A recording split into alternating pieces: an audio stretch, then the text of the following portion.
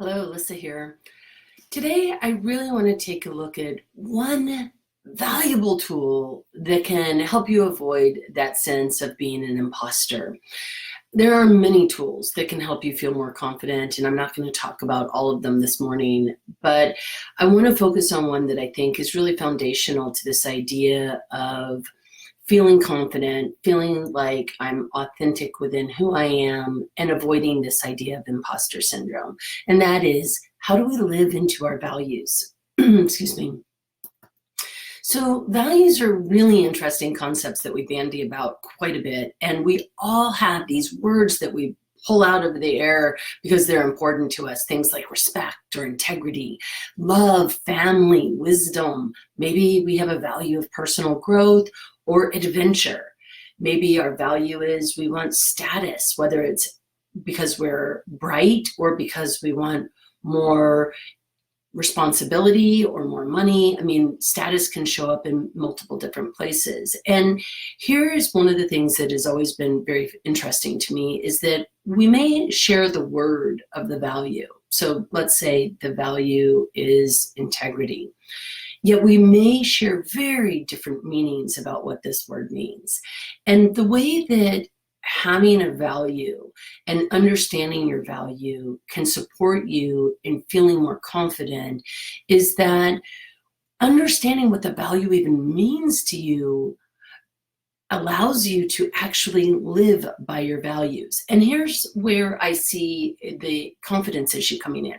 When I have a value of integrity, yet I am behaving out of integrity with what that means to me, I'm never going to feel confident about my behavior. I'm constantly going to be concerned. It leads to all sorts of other behaviors like blame or pointing, well, blame and pointing the finger, it's sort of the same thing, right? But it is this idea that we are out of alignment with what we say is important. I taught anger management for many years at Kirtland Air Force Base, and this was one of the conversations that we would often have is around what does the value mean to us? So being able to name the value, integrity, and then being able to define the value. What does that mean to be in integrity? I know what the word means. It means having like a internal structure, right? That's strong enough to support, like a building can have integrity. And for many people, the value of integrity means words and actions are in alignment. And when our words and actions are out of alignment, people often feel like, I don't know who I'm dealing with. It doesn't feel like there's integrity in this conversation. Having a sense of trust, of knowing somebody and trusting them, right? And so how you show up defines you. It defines the values that you're actually living by. And so recognizing that two different people may have two different definitions of values, it is so epically important then to have clarity around what the value means to you, and then also communicate it clearly to those that you want to be in relationship with. So my level of confidence goes up when I have a value, whatever the value is, wisdom, and I'm open to being curious. At that point, the value and my meaning, the development of curiosity and learning and having an open mindset fit within my value of wisdom. Now that may mean something different to somebody else, and that's totally fine. But having that conversation helps us to understand what I mean and what you mean. And what you mean may be slightly different, but we're using the same word, which puts us out of alignment within our conversation, right? So words and actions being in alignment. It's also how understanding what we actually think and believe a word means and how we live by that value means that we can have confidence in the conversations that we're having with people, that we can have confidence in how we're presenting ourselves to other people. And I don't mean confidence like, because confidence is really a spectrum thing where I have confidence or I don't have confidence on one end and having it on the other.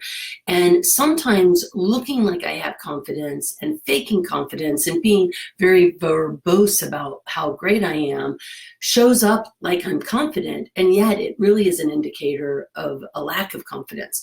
So when I have clarity, understanding, and alignment within myself about what the word means and how I apply it to myself, it brings out full confidence, where I really show up fully like myself and I'm not feeling like an imposter. I had a client recently who said, I really don't like this phase, fake it till you make it, because it implies that I need to fake it until I make it, versus how do I settle into who I want to be, who I am working towards being, and get in alignment with that self so that I'm not faking it till I make it.